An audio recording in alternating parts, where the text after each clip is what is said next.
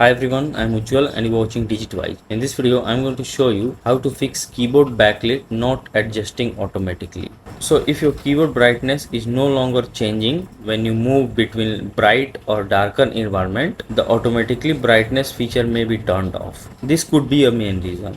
When this setting is disabled, your Mac won't adjust the keyboard brightness on its own. In many cases, simply turning this feature back on solves the problem. And to check if the setting is enabled or not, click on the Apple logo at the top left corner and then choose System Settings.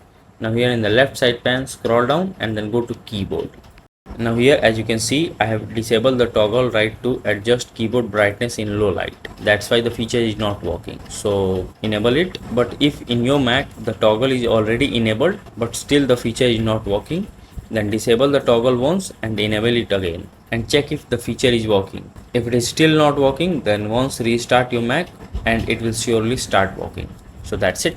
If this video helps you in any way, then do like it and subscribe to the channel. Thanks for watching.